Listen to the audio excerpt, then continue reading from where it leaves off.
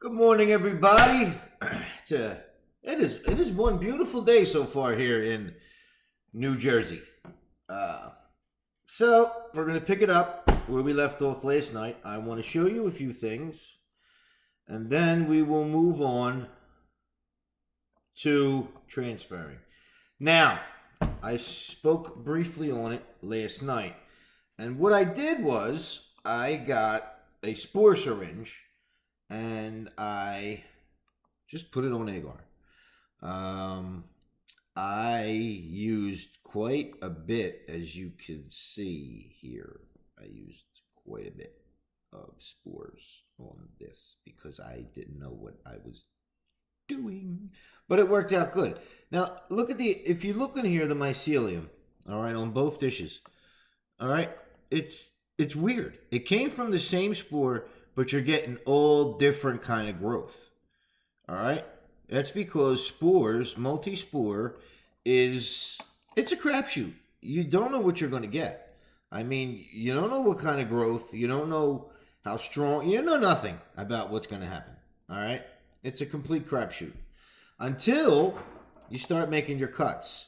So what I did when I made these cuts, I saw this. Was it this one? Yes, this one had some rhizomorphic growth. You could see it, and I don't know if you can see it. It's a very low budget operation here. I don't know if you can see, but I took a cut of that. All right, and then I took another cut of. I took cuts of strong white spots, the whitest spots on the plate, and rhizomorphic. That's what I took. All right, as you can see here. Now, as you can see, I mean the mycelium spread throughout the plate. It's weak. It's not very strong looking. You know what I mean? It's not, you will grow. If I put this to spawn, it would grow. We would have shrooms. Everything would be great. It would work. They just wouldn't be the nice shrooms you see your favorite guy growing. Now, I did these on July 28th. Okay, 1 week later, I transferred them onto these plates. And here we are a week past that, and I'm going to do more transfers today. Now, here are said transfers from those plates. All right, now, here. I don't know how good you can see it, but all down here is really thick, nice mycelium. Up here, it's thick, but not as thick. All right, so I'm going to take a cut probably from out here. And then one from over here. Wherever the outside, I like to take my samples or my transfers from the outside, and then the thick white spots. I transfer those. This guy though, I mean, as you can see, I'll show you another one. Here's a good one to see. This is what I'm talking about. How you get three different. Right now, there's three different sections to this plate. One, you see this one here, the real strong rhizomorphic growth. That's what we want. Or that's what I'm told anyway. That's what we want. So obviously I'm going to take a cut from that. But as you can see, there's three different kind of growths in here. I don't know if you can see it. It's a very low tech, low budget. I don't know if you can see it, but I'll take a cut from here, and I'll take a cut from here. Possibly one from here. All right? I want to isolate one strand. What you want to see is, like here you go, this guy, one transfer. This is one transfer, and as you can see, there's not really many different sections here. If this thing grows out if this continues to grow, this will be ready for monoculture. We could put this to spawn. That would be an isolated genetic. As you can see, it's all consistent, it's all uniform. That's what you want. I want strong, consistent, but I want the rhizomorphic growth like that because, as we're all told, that's the strongest. So we don't know. I don't know. Maybe you do. I don't. So I'm probably just going to go grow happy here with this Agar and see what grows the best in my conditions. Okay? Now, let's talk about some of the things you're going to need if you're going to get into this hobby. When you want to get into the Agar. Obviously, you're going to need coffee, all right? Excuse me, pardon me, I'm a little gassy. You will need, obviously, rubber gloves. You are going to need these a lot throughout the whole process. You will need rubber gloves. You will need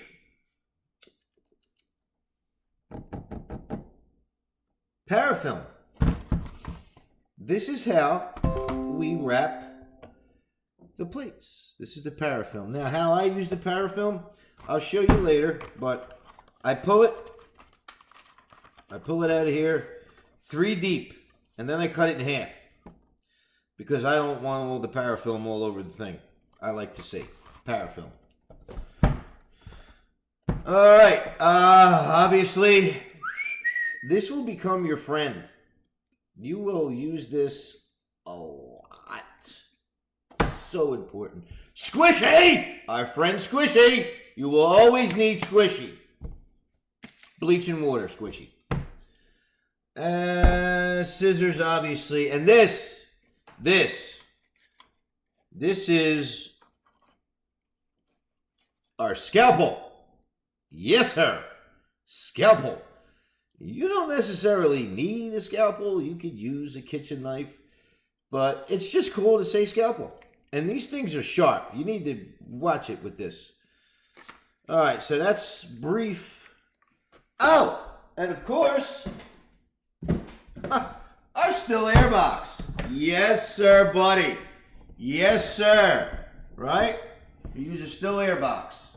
That's where we're going to transfer.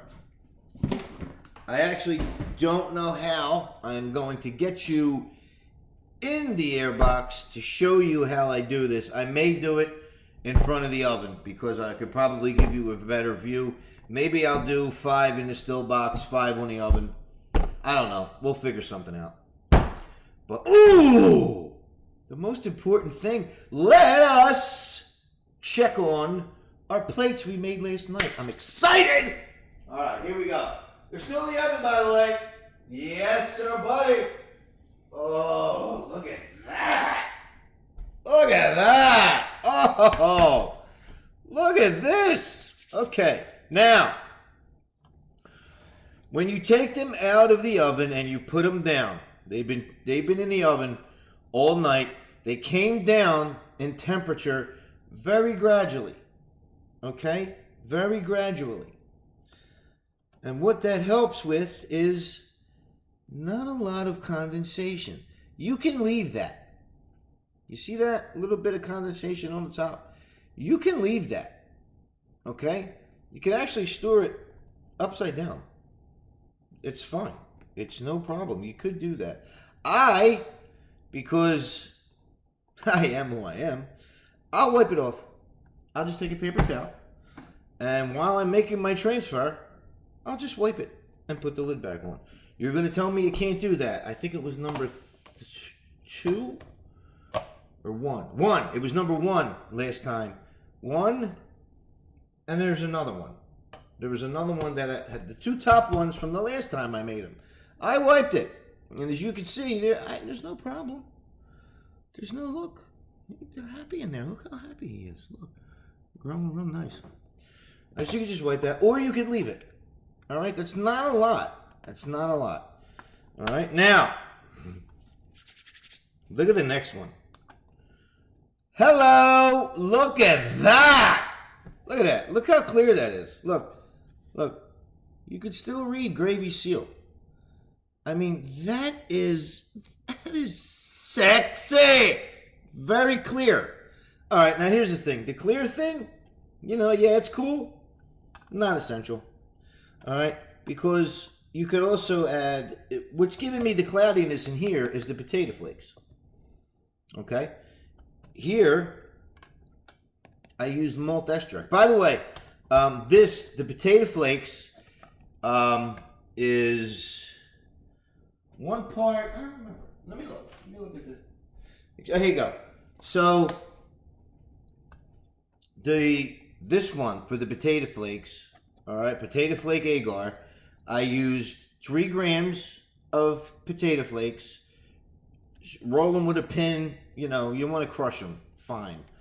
2 grams of agar powder, and 1 gram of corn syrup. I think that made 5 plates. I think that's all I got last time. Was 5 plates. It's very small. So if you want more, you'd have to double it. Do the math. And a half a cup of water. All right. Last night, now that was the potato flakes. This is the malt extract, MEA Tech.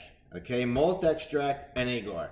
I used 10 grams of malt extract. No, 10 grams of agar powder and 8 grams of malt extract.